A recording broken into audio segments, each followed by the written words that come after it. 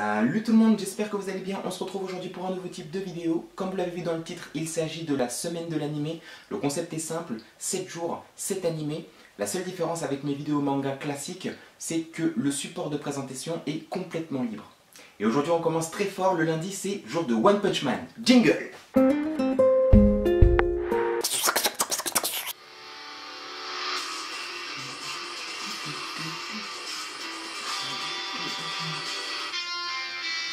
One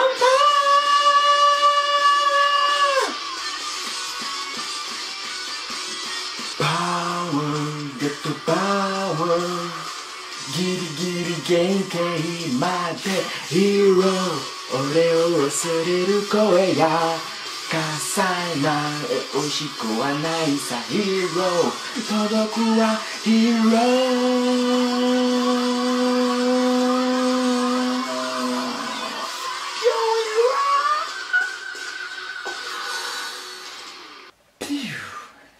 Bon, alors aujourd'hui c'est One Punch Man, la série animée pour être précis. Bon, je ne vous refais pas l'histoire, il s'agit de Saitama, un employé maintenant devenu au chômage, qui décide du jour au lendemain de devenir un super-héros. Et à force d'un entraînement, 3 ans plus tard, il devient extrêmement fort, si bien que lorsqu'il rencontre des ennemis, un seul coup de poing suffit à les terrasser. Voilà, il va se passer plusieurs choses que je vais essayer de décrire dans cette vidéo. Je tiens à dire que cette vidéo traite des 12 premiers épisodes de la série, donc la saison 1 en entier. Voilà, pour ceux qui ne veulent pas être spoilés, allez vous mater ça avant de regarder la vidéo. Le manga à l'origine est un webcomic écrit et dessiné par One, qui va être rejoint par Yusuke Murata, qui n'est autre que le dessinateur de High Shield 21. Tous deux vont s'associer pour composer ce qu'est One Punch Man à l'heure actuelle. Le studio d'animation qui s'occupe de cette série est le célèbre studio Madhouse. Bon, je ne m'y connais pas trop, mais bon, je peux vous dire que le rendu est tellement bluffant qu'on imagine mal un autre studio faire aussi bien. Le style de l'auteur très scindé, très serré lors des moments d'action est assez bien respecté. Je crois qu'on monte à facile 30 images par seconde lors des scènes d'action.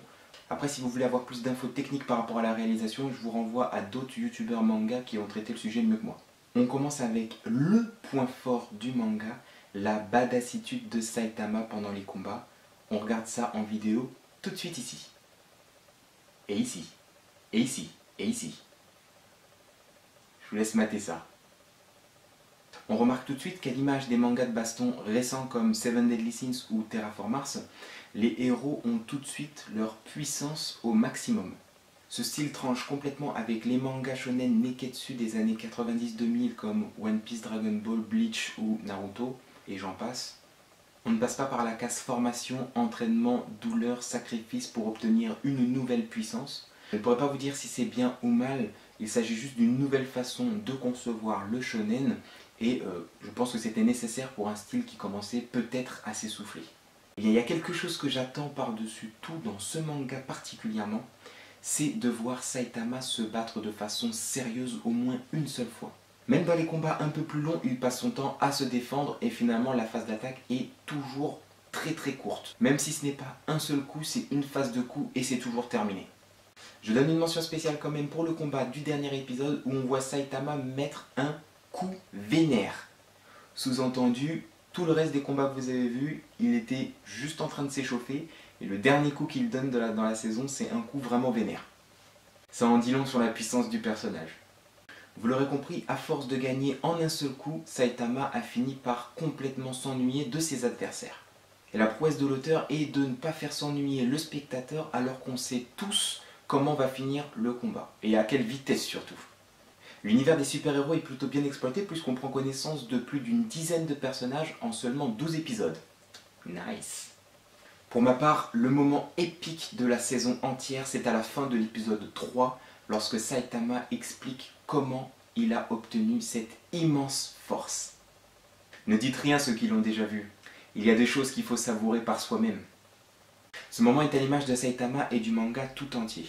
On peut écrire une histoire complètement farfelue et mettre de l'épique à ne plus savoir quoi en faire, mais le spectateur y adhérera si c'est parfaitement assumé.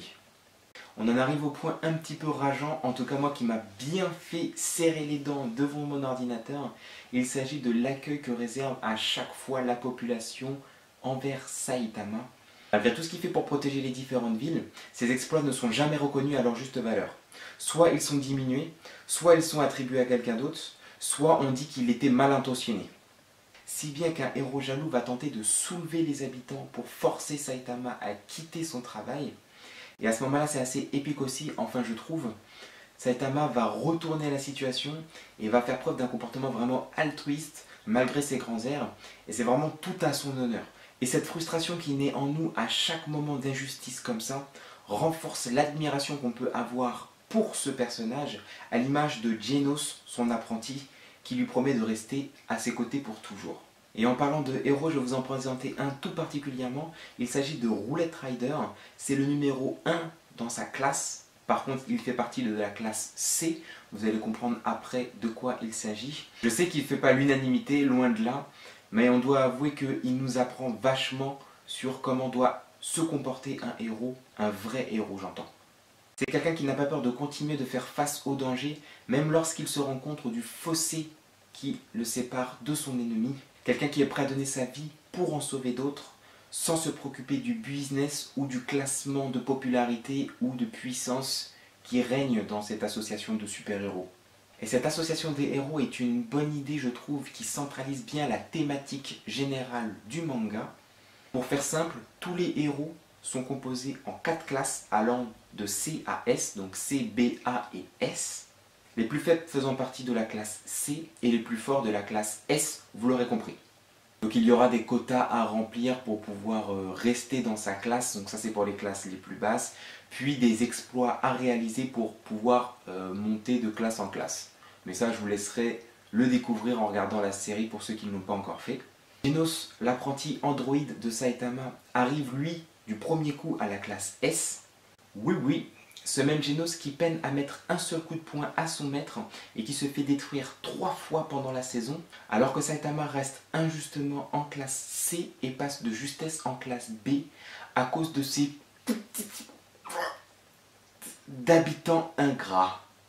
Le fait de présenter les autres héros nous permet aussi de comparer les différentes puissances. Les fameuses classes S vont souvent peiner contre un ennemi, alors que Saitama va arriver et résoudre le problème d'une facilité déconcertante. En conclusion, c'est un manga bluffant, avec un personnage principal attachant, extrêmement fort, avec un caractère bien trempé, qui n'a rien à prouver au monde, mais qui passe son temps à le sauver. Il se démarque dans tellement de points qu'on a l'impression qu'il est unique en son genre. En réalité, il synthétise l'héritage d'un genre entier qui perdure depuis plusieurs générations maintenant. Celui de toujours croire en soi pour obtenir ce qu'on désire le plus au monde.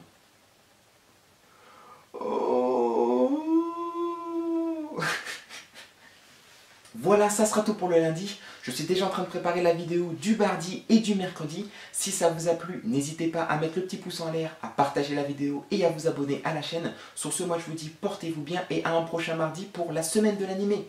Jingle!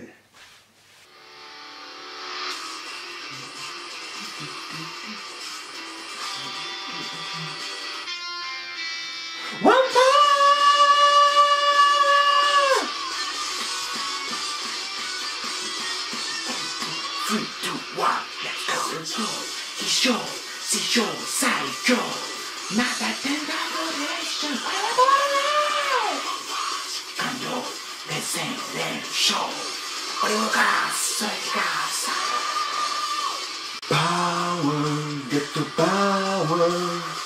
Giri giri genkei made hero! 俺を忘れる声や Kasai na oishi ko wa nai sa hero. Nakara ichi shiriku shachi ga tatakau. Sora o oi o shiruseru teki. Ore wa onsen o nukashi nai hero. Naraba yurugi naki kakugo shita tame. Tatakau hero.